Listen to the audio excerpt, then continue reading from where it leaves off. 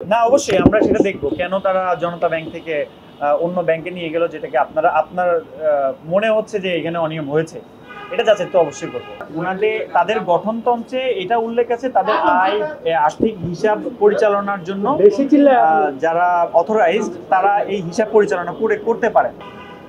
এই সময়টাতে যে কাজটা করা হয়েছে তাদের ব্যাখ্যাটা তো আমরা পেয়েছি। এখন এটা যাচাই করতে আমাকে রেকর্ডপত্র দেখতে হবে। রেকর্ডপত্রের বাইরে আমি আসলে কথা বলতে পারি না।